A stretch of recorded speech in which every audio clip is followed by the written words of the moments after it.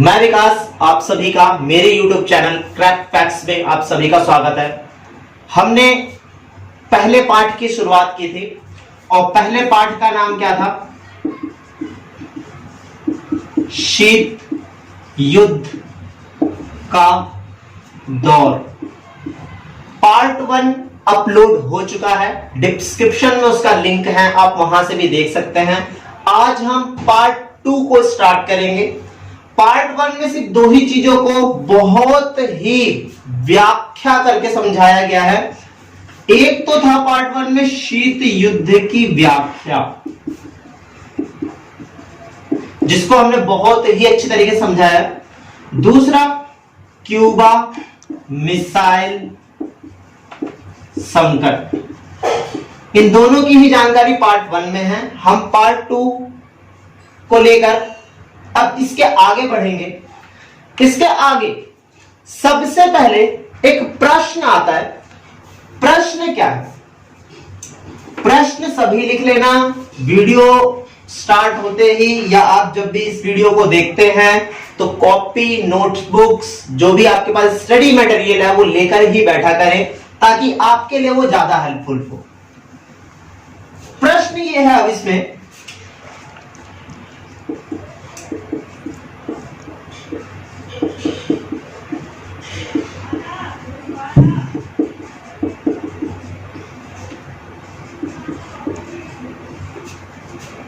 क्या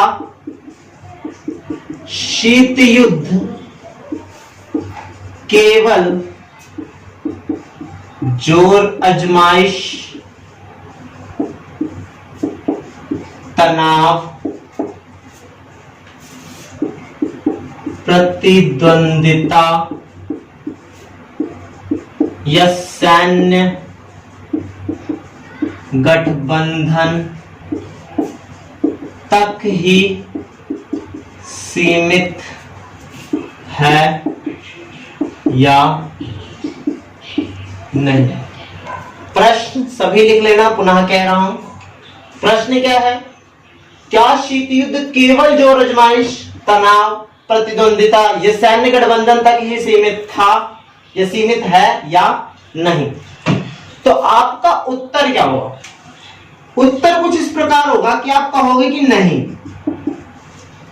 कि शीत युद्ध जोर आजमाइश, तनाव, प्रतिद्वंदिता और सैन्य गठबंधन तक सीमित नहीं था। इस शीत युद्ध में इन सबके साथ साथ एक और भी महत्वपूर्ण फैक्टर काम कर रहा था, और वो क्या था? विचार धारा। वो फैक्टर क्या था? विचारधारा। विचारधारा क्यों? क्योंकि विचारधारा ही एक ऐसा फैक्टर था जिसने पूरे विश्व को बांटा, और दूसरा विचारधारा ही एक ऐसा फैक्टर था जो ये जानना चाहता था कि विश्व में विकास का सबसे अच्छा मॉडल, विकास का सबसे अच्छा मॉडल क्या है।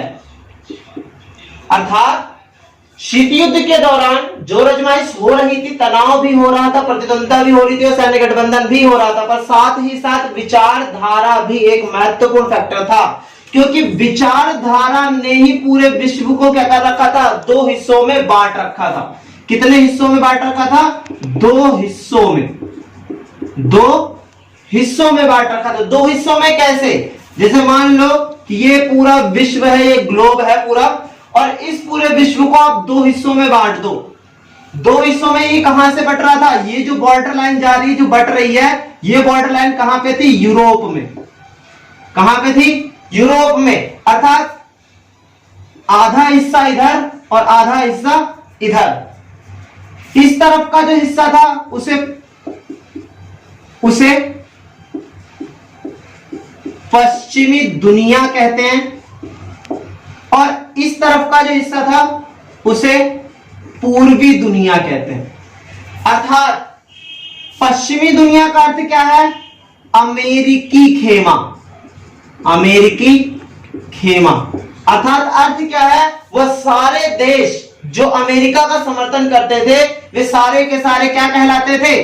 पश्चिमी दुनिया के देश कहलाते थे, अमेरिकी खेमे के देश कहलाते थे, अमेरिकी समूह के देश कहलाते थे।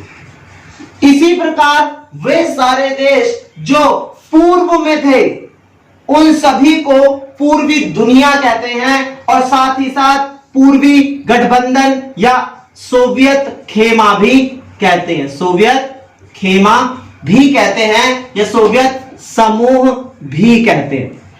अर्थात इसका अर्थ यह है किसी विचारधारा ही एक ऐसा फैक्टर थी जिसने पूरी दुनिया को, और पूरी दुनिया में भी कहां से विश्व बटा था, यूरोप से। आधा यूरोप पश्चिमी यूरोप कहलाया या पश्चिमी दुनिया कहलाई, और पश्चिमी यूरोप से सारा का सारा इस तरफ का हिस्सा अमेरिकी खेमा कहलाया। उसी तरीके से यूरोप का पूर्वी हिस्सा पूर्वी दुनिया कहलाया, और पूर्वी दुनिया के इस तरफ का जितना भी हिस्सा था वो सोवियत खेमा कहलाया।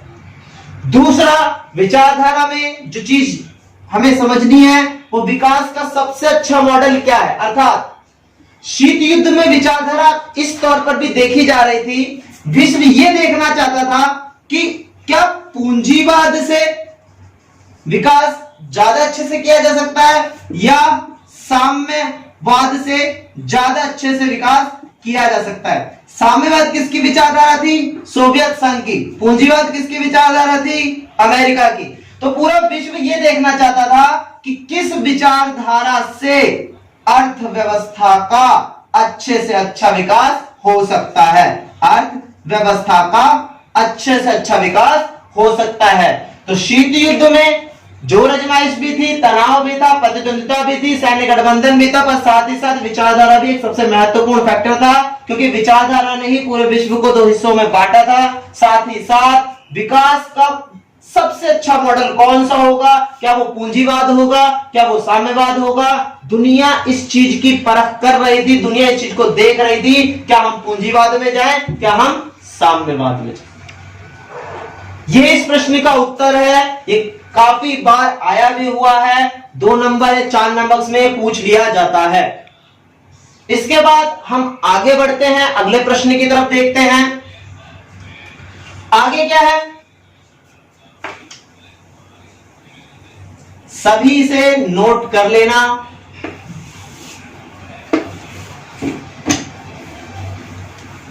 अगला जो प्रश्न है वो बहुत छोटे छोटे से प्रश्न है, बड़े बड़े प्रश्न नहीं है, और हालांकि सभी ये जानते भी होंगे। First world war, second world war. First world war कब हुआ? 1914 से लेके 1918 या 1919 भी लिखोगे तो भी कोई गलत नहीं है। सेकेंड वर्ल्ड वॉर कब हुआ? 1939 से लेके 1945, सभी को पता है। अब सेकेंड वर्ल्ड वॉर में थोड़ी सी बातें और है। जब सेकेंड वर्ल्ड वॉर चल रहा था तो विश्व के 2 अलग अलग दुश्मनों के समूह, एक समूह था मित्र समूह और एक समूह था धुरी समूह, और ये दोनों ही एक दूसरे के दुश्मन थे और दोनों ही एक दूसरे को हराना चाहते थे। मित्र समूह में कौन कौन था, या मित्र राष्ट्र में कौन कौन सा था देश? तो इसमें 4 देश थे, जबकि इसमें 3 देश थे। इसमें था अमेरिका, फ्रांस, ब्रिटेन, सोवियत संघ, जबकि इस तरफ कौन था? जर्मनी, जापान और इटली। ये 3 यहां पर थे और 4 यहां पर थे। प्रश्न ये भी आप पूछ सकते हो कि इसको धुरी राष्ट्र ही क्यों कहा जाता है, और प्रश्न ये भी आप पूछ सकते हो कि इनको मित्र राष्ट्र ही क्यों कहा जाता है। इनको धुरी राष्ट्र सिर्फ इसलिए कहा जाता है क्योंकि युद्ध को समाप्त करने के पक्ष में थे, समाप्त करने के पक्ष। धुरी राष्ट्र को सॉरी एक बार पुनः देखते हैं। धुरी राष्ट्र वे होते हैं जो युद्ध को समाप्त ना करने के पक्ष में थे जब तक विश्व पर उनकी सत्ता स्थापित ना हो जाए। जबकि मित्र राष्ट्र वो राष्ट्र हैं जो युद्ध को समाप्त करने के पक्ष में थे। बस इसमें यही अंतर है।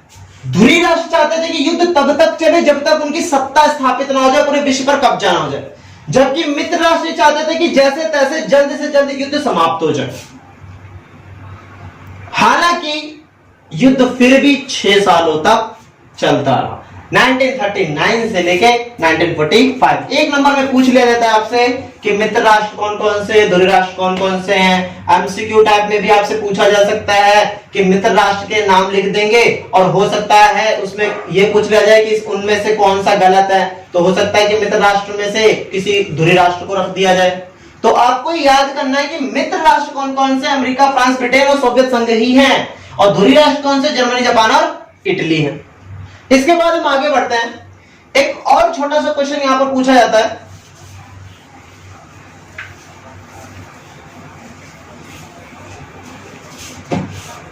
कि म्यांमार का पुराना नाम क्या था। म्यांमार का पुराना नाम क्या था? तो पुराना नाम क्या था उसका? बर्मा। तो उसका पुराना नाम क्या था म्यांमार का? बर्मा। इसके बाद अगला क्वेश्चन और महत्वपूर्ण क्वेश्चन, बहुत ज्यादा ही महत्वपूर्ण है। प्रश्न ऐसे पूछा जाता है, रुकिए, स्टार्ट कर दिया। अब हम एक महत्वपूर्ण प्रश्न पर चर्चा करेंगे और प्रश्न क्या है आप भी लिख लीजिएगा। जापान पर परमाणु बम गिराने के अमेरिकी आलोचकों के बारे में हम एक महत्वपूर्ण प्रश्न को देखते हैं। प्रश्न क्या है, कॉपीज पे लिख लेना। जापान पर परमाणु बम गिराने के अमेरिकी आलोचकों के बारे में बताएं। प्रश्न सभी कॉपीज पे लिख लेना, इंपॉर्टेंट प्रश्न है, हल्के में मत लेना। पहले हम इसकी थोड़ी सी संक्षिप्त जानकारी लेते हैं। हुआ क्या था, जब सेकेंड वर्ल्ड वॉर चल रहा था तो अभी आपने पढ़ा, एक तरफ था अमेरिका जो मित्र राष्ट्र में था और एक तरफ था जापान जो धुरी राष्ट्र में था। अमेरिका और जापान का युद्ध चल रहा था। तो अमेरिका ने क्या किया, जापान को हराने के लिए, अमेरिका ने जापान को हराने के लिए इसने जापान के ऊपर क्या गिरा दिया, परमाणु बम गिरा दिया। क्या गिरा दिया? परमाणु बम गिरा दिया। किसने गिरा दिया? अमेरिका ने। अब ये जो परमाणु बम था कब गिराया गया? छोटे छोटे क्वेश्चन ही होते हैं। पहला बम गिरा 6 अगस्त 1945 में और दूसरा बम गिरा 9 अगस्त 1945 में। जो पहला बम था वो कहां गिरा? हिरोशिमा पर, जो आप सभी को भी पता होगा, हिरोशिमा पर। और दूसरा बम गिरा नागासाकी पर।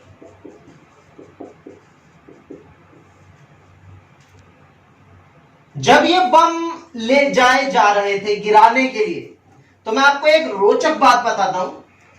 आज के समय में अधिकतर देशों के पास मिसाइलें, और मिसाइलें भी कई तरीके की होती हैं, air to air, air to land, water to land, मतलब कई तरीके की, long range, short range, mid range, कई तरीके की। कुछ मिसाइल ऐसी होती हैं जो उसको कहते हैं anti ballistic missile, ballistic missile, intercontinental missile. ये सब आज के समय में मिसाइलें। उस समय में मिसाइलें ज्यादा विकसित नहीं हुई थी। उस समय अगर किसी को भी बम गिराना होता था तो उस बम को ले जाया जाता था। तो अमेरिका ने भी जो परमाणु बम गिराया था जापान के ऊपर, वो किसी मिसाइल के थ्रू नहीं गिराया। हुआ क्या, एक प्लेन के अंदर उस बम को ले जाया गया, और जब वो प्लेन हिरोशिमा के ऊपर से उड़ा तो प्लेन के अंदर जितने भी सैनिक थे उन्होंने ऊपर से वो बम ढकेल दिया। ऐसा ही नागासाकी पर भी किया गया। तो उस समय बम ले जाकर गिराए गए थे, जबकि आज ये तकनीक बदल चुकी है। अब जब 6 अगस्त को हिरोशिमा पर जो बम गिरा और 9 अगस्त को जो नागासाकी पर बम गिरा, उन दोनों ही बमों के कोड वर्ड रखे गए। क्या रखा गया? कोड रखा गया, ताकि किसी को पता ही ना चले कि कौन सा बम है, कैसे गिराया जा रहा है। कोड वर्ड क्या रखा गया? जो बम हिरोशिमा पर गिरा, जो तो इसके कोड वर्ड रखे गए थे। जो हिरोशिमा पर बम गिराया गया था उसका क्या कोड था? उसका कोड था लिटिल बॉय। थोड़ा सा फनी टाइप है ये। और दूसरा जो नागासाकी पर गिराया गया उसका कोड वर्ड रखा गया था फैट मैन। ये तो और भी ज्यादा फनी है, मतलब छोटा लड़का मोटा आदमी। अगर कोई कहे भी सैनिक कि भाई छोटा लड़का कहां है, तो किसको क्या पता कि वो कोई बॉम्ब है, और ऐसा वैसा बॉम्ब नहीं, परमाणु बॉम्ब। या कोई कहे कि मोटा आदमी कहां है या मोटा आदमी पहुंचा कि नहीं, तो किसी को तो पता ही नहीं लगेगा कि भाई मोटा आदमी क्या है, कैसे है। तो इस तरीके से अमेरिका ने कोड वर्ड के जरिए इन बमों को जापान तक पहुंचाया और हवाई जहाज के जरिए इन 2 शहरों पर, हिरोशिमा और नागासाकी पर गिरा दिया। अब जब ये गिरा दिया गया, गिरा देने के बाद भले ही युद्ध खत्म हो गया हो, पर इसकी आलोचनाएं हुई अमेरिका के अंदर, क्योंकि बम किसने गिराया? अमेरिका ने गिराया। तो अमेरिका की आलोचनाएं हुई। तो जब भी कभी आलोचना होती है तो उसके कुछ तो पक्ष होते हैं जो समर्थन में होंगे और कुछ विपक्ष होते हैं जो विरोध में होते हैं। तो हमें उन्हीं पक्ष और विपक्ष का उत्तर देना है कि पक्ष वालों ने क्या बोला और विपक्ष वालों ने क्या बोला। तो हम देखते हैं कि पक्ष और विपक्ष क्या थे इनके।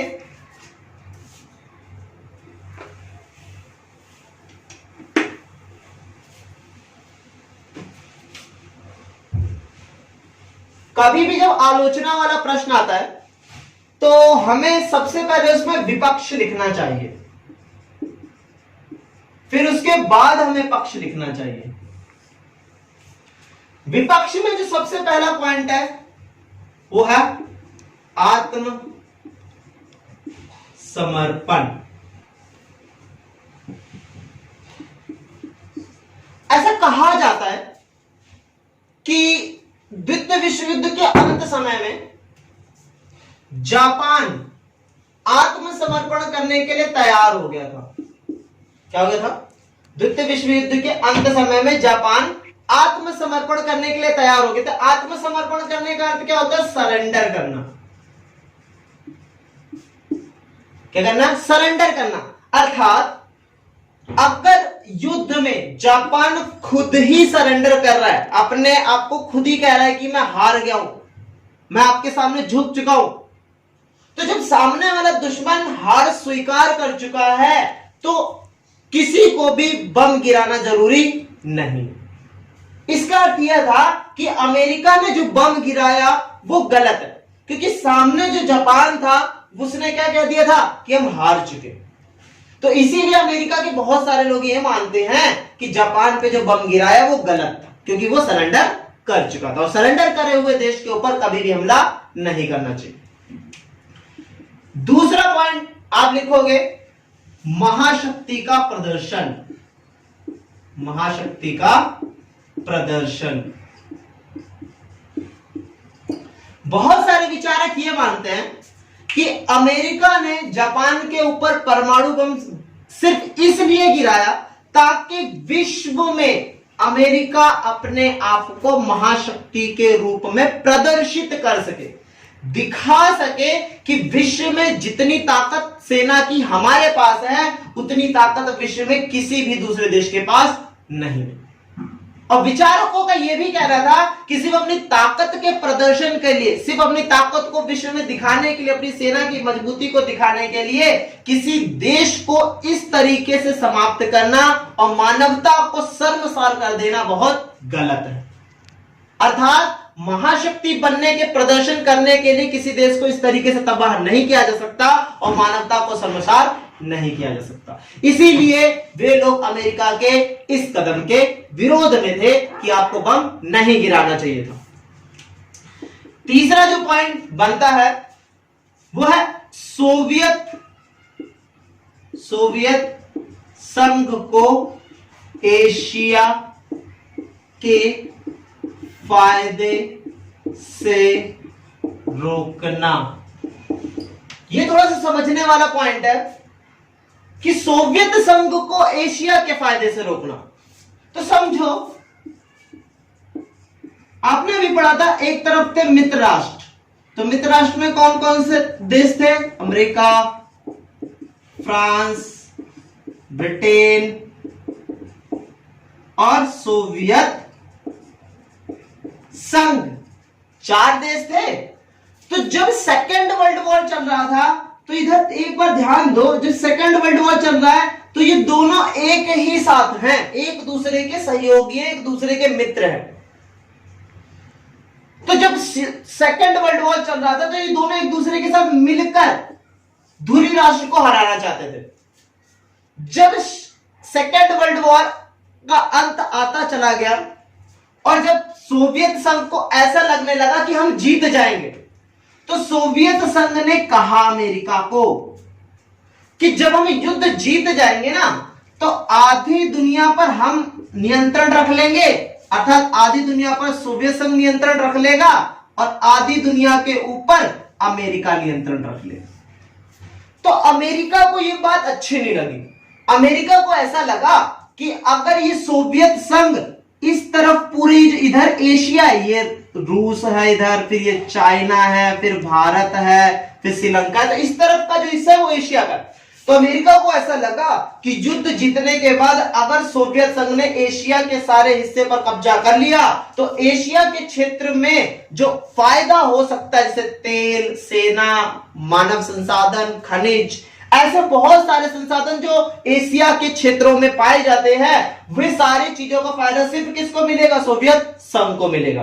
तो अमेरिका ने सोचा कि अगर हम जापान पर बम गिरा दें जो एशिया में ही पड़ता है, अमेरिका ने यह सोचा कि अगर हम जापान पर बम गिरा देंगे तो एशिया की जो सारे देश हैं, भारत, पाकिस्तान, रूस, चाइना, मंगोलिया, कजाकिस्तान, उज्बेकिस्तान, बहुत सारे देश हैं, लगभग 38-39 देश हैं, तो ये सारे के सारे देश डर जाएंगे अमेरिका से और अमेरिका के खिलाफ नहीं जाएंगे और सभी के सभी देश किसके साथ गठजोड़ करेंगे? सभी के सभी देश किसके समूह में शामिल हो जाएंगे? अमेरिका के साथ शामिल हो जाएंगे और कोई भी देश सोवियत संघ के साथ नहीं जाएगा। तो विश्व के कई सारे विचारक ये मानते हैं कि अमेरिका सिर्फ सोवियत संघ को फायदा होने से रोकने के लिए जापान पर जो बम गिराया वो गलत था, उसको तबाह करना गलत था। आप किसी एक देश के फायदे को रोकने के लिए किसी दूसरे देश को इस तरीके से तबाह नहीं कर सकते और मानवता को इस तरीके से शर्मसार नहीं कर सकते। तो ये 3 जो पॉइंट है वो विपक्ष के हैं। और अब पक्ष में देखते हैं कि अमेरिका के पक्ष में कौन कौन बोलता है। तो अमेरिका के पक्ष में जो पहले होते हैं वो ये कहते हैं कि भाई युद्ध बहुत लंबा चल रहा था, मतलब लंबा कार्यकाल। पॉइंट बना सकते हो इसका, पहला पॉइंट बनाओगे लंबा कार्यकाल, अर्थात युद्ध शुरू कब हुआ था? 1939 में शुरू हुआ था और 1939 से 40 तक हुआ, 41, 42, 43, 44, 45। हालांकि ये तो हमें पता है, जो हम आज भविष्य में जी रहे हैं, कि युद्ध 45 में खत्म हो गया। पर एक बार इमेजिन करके देखो कि जिस समय युद्ध चल रहा था उस समय तो लोगों को पता ही नहीं था कि युद्ध कब खत्म होगा। जैसे कि कोरोना वायरस का पेंडेमिक जिससे आज पूरा विश्व जूझ रहा है, तो हो सकता है कि आने वाला जो भविष्य जो 50-60 साल बाद आएगा, उनको एक डेट पता हो कि कोरोना वायरस 1920 में आया और 1922 में लगभग जाके खत्म हो गया। बट जो उस समय में ही जी रहे हैं, जैसे कि आज हम जी रहे हैं, हमें तो आज पता ही नहीं है कि ये पेंडेमिक कैसे खत्म होगा। तो उसी तरीके का एक एग्जांपल मैंने आपको बताया कि जिस तरीके से उस समय जब युद्ध चल रहा था, तो उस समय युद्ध में तो कोई जानता ही नहीं था कि ये जो युद्ध है वो कब खत्म होगा। तो अमेरिका ने ये कहा कि युद्ध बहुत ही ज्यादा लंबा चला जा रहा था, लगभग 6 सालों तक लड़ाई लड़ना पूरे विश्व के द्वारा एक बहुत बड़ी घटना थी। इसीलिए अगर ये और लंबा चलता तो और भी ज्यादा चीजें बिगड़ने लग जाती। इसीलिए हमने युद्ध को रोकने के लिए ही परमाणु बम गिरा दी। तो पहला जो अमेरिका के पक्ष में कहते हैं वो कहते हैं कि युद्ध बहुत ज्यादा लंबा चल रहा था, और ये जो युद्ध बहुत ज्यादा लंबा चल रहा था, इसको रोकने के लिए ही हमने परमाणु बम का इस्तेमाल किया। दूसरा जो पॉइंट कहते हैं वो कहते हैं कि जन धन की अधिक हानि, जन धन की अधिक हानि। तो पक्ष वाले लोग ये कहते हैं कि युद्ध बहुत लंबा चलने के कारण एक नुकसान ये भी था कि बहुत सारे लोगों की हत्याएं होती चली जा रही थी, बहुत सारे सैनिक शहीद होते चले जा रहे थे, बहुत सारा पैसा अर्थव्यवस्था पर डूबता चला जा रहा था, बहुत कुछ गलत हो रहा। तो अमेरिका ने कहा कि परमाणु बम गिराना ही एक लास्ट और अंतिम सॉल्यूशन है जिससे इस युद्ध को रोका जाए, और जो लोगों की हत्या हो रही है, सैनिक जो शहीद हो रहे हैं, और जो विश्व का इतना सारा पैसा सेना पर खर्च हो रहा है, वो सारा पैसा और सारी व्यक्तियों की स्थितियों को रोका जा सके और विश्व में शांति बनाई जा सके। इस तरीके से ये महत्वपूर्ण जो क्वेश्चन है वो पूरा होता है। और आज की वीडियो में इतना ही, और इसके आगे हम अगले पार्ट में डिस्कस करेंगे। तो आप सभी को पुनः नमस्कार और सभी को गुड बाय। एक बार पुनः कि आप सभी वीडियोस को अच्छी तरीके से देखें, लाइक करें, शेयर करें और सब्सक्राइब भी करें, और कमेंट जरूर करें, चाहे कमी हो चाहे कमी ना हो, या आपको जो भी चीजें अच्छी लगी हो या ना लगी हो। तो सभी को एक बार गुड बाय।